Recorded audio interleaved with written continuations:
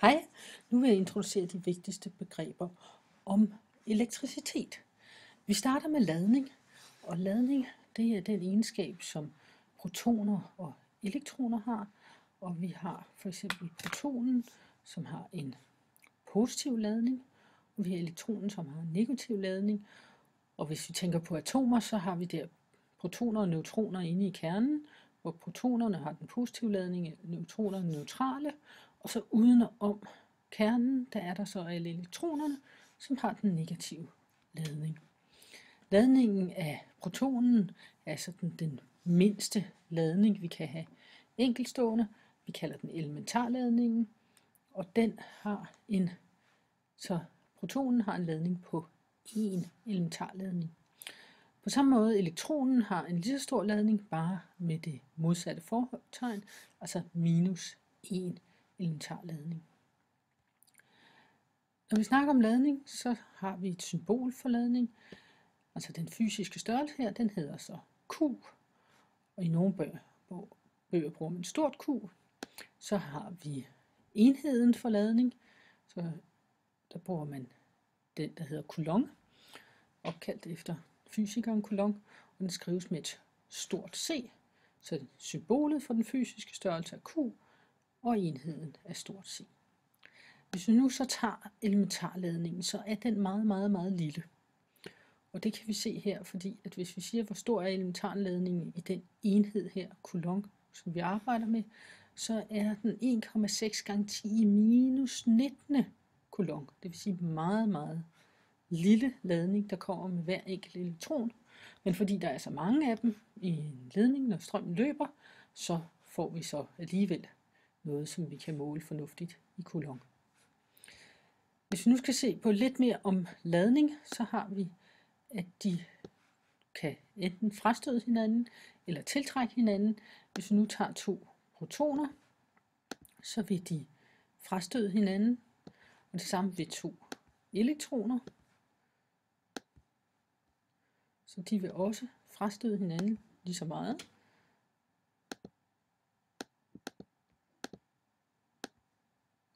Så hvis vi har de her 2, så vil der så være nogle kræfter på dem.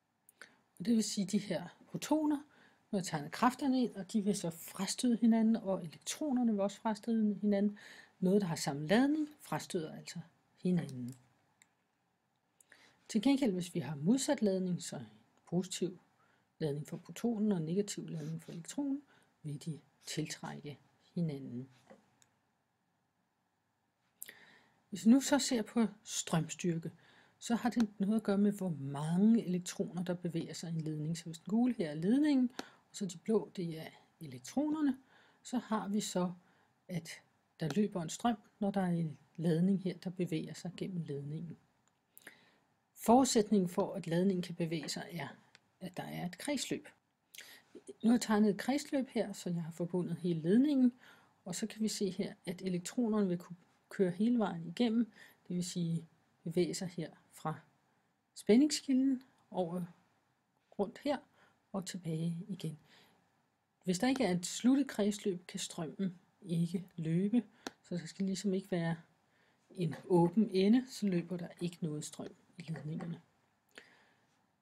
Vi har jævnspændingskilden her, og vi plejer at sige, at strømmen løber fra plus, det er den lange af dem, til minus. Men det er per tradition, fordi hvis vi så ser på, hvad der egentlig sker i bevægelse, så er elektronerne, som jo er negative, de bevæger sig i den modsatte retning. Men det giver ikke nogen problemer, fordi der er i udregningen for elektronen har en minusladning, og det vil sige, at den bare går ud med det retningsskifter, altså positiv retning mod venstre, og elektronerne er så negative og bevæger sig mod højre, og det giver så 2 gange minus, og minus gange minus giver plus. Så nu har jeg angivet den positive retning for strømmen, og så kan vi se her, så er strømmen simpelthen, at elektronerne bevæger sig den modsatte retning. Nu har jeg fået dem lidt ud af ledningen her, men det kan I nok se bort fra. Hvis vi nu så ser her, så strømstyrke, den fortæller simpelthen, hvor meget ladning, det vil sige, hvor det her tilfælde, hvor mange elektroner, der passerer i et givet tidsrum. Hvis der passerer meget ladning per tid, så er strømstyrken stor. Det kan vi også skrive med symboler. Vi har symbolet for strømstyrken i, symbolet for ladningen, eller den ladning, der passerer, og den tid, der går. Enheden for strømstyrke, det er så A. Vi skal nu lige se på, hvordan man kunne forestille sig at måle strømstyrken. Hvis vi nu ser på her, skåret igennem ledningen, så kan vi tælle, hvor mange elektroner, der passerer. Så hvis vi nu ser her, nu begynder tiden at tælle, og så i løbet af 2 sekunder, der fik vi så de 16 elektroner her til at passere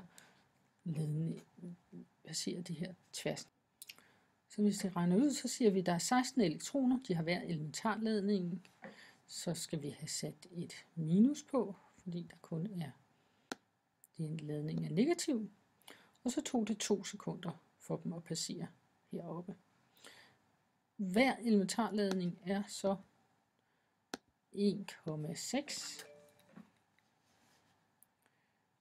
gange 10 minus 19 coulomb. Og når vi så regner det her ud, så får vi så, at strømstyrken er minus 1,3 gange 10 i minus 18 ampere. Så et meget lille tal, men det var også meget få elektroner, der passerede. Men sådan kunne man faktisk forestille sig, at man målte strømstyrken. Det sker selvfølgelig ikke sådan i praksis, men man kunne tælle ladningen og se, hvor lang tid det tog for ladningen at passere. Så skal vi have det sidste begreb her, og det er spændingsfald. Hvis nu ser på en elektron, så kan vi se her, at den vil jo starte herover ved den negative side af spændingskilden og bevæge sig modsat den retning, vi normalt kalder strømretningen. Mens den passeres i ledningen, sker der stort set ingenting. Men når den kommer op her i den elektriske pære, så vil der omsættes energi. Den vil simpelthen miste energi, og så vil det blive til varme og lys i pæren. Og når den kommer ud her på den anden side, så har den noget mindre energi. Så fortsætter den så ned til plussiden. Og den energi, der omsættes her, det er så det vigtige i den elektriske energi. Vi kan få noget ud af, at elektronerne bevæger sig. Hver elektron mister noget energi, og det kan vi så sætte om til det begreb, der hedder spændingsfald. Det er, hvor meget energi, der bliver omsat per ladning. Så det, jeg lige har vist her. Vi kan også skrive det med formler. Så er det U, som er symbolet for spændingsfald. E er delta E er den omsatte energi, og delta Q er den ladning, der passerer.